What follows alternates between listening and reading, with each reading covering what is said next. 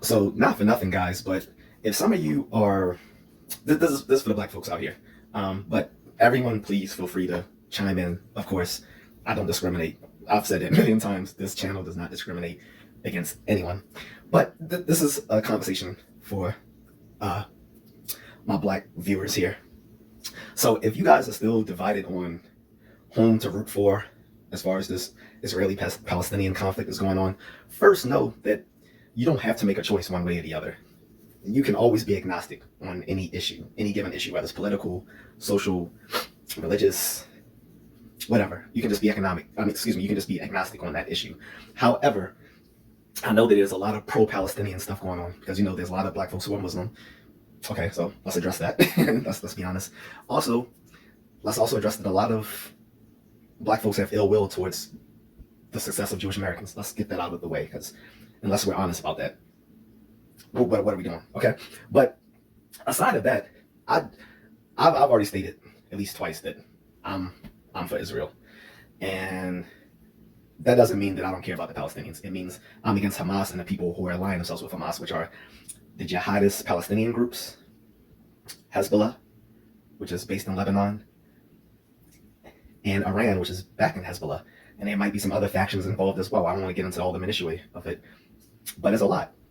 And the innocent Palestinian folks are being used as human shields by Hamas and these other groups. So they're going to catch it either way. And it's just going to get worse if we pretend that we're backing these innocent Palestinians when it helps the very people whom are harming them. On top of that, some of these college student groups, some of them are aligned or funded with these militant Palestinian factions overseas.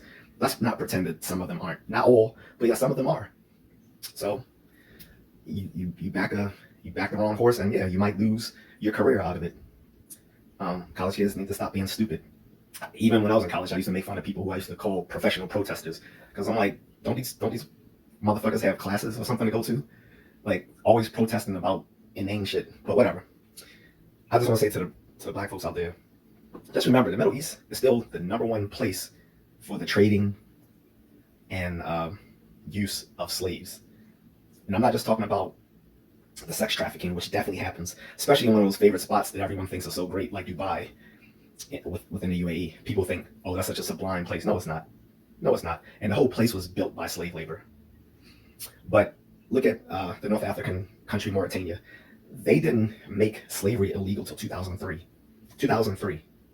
But it still happens. It's just now that it's illegal. But they export slaves to the Middle East. The Middle East is a huge importer of human slaves, child slaves, sex slaves, and people to do forced labor. So just remember that when you're wondering who should we back, because historically, Jewish people have been right alongside black folks in the struggle for civil rights, human rights. For the longest, they've been our allies. The Arabs, not so much. Also, let's remember there are 50 Muslim majority nations. There's one and only one Jewish nation.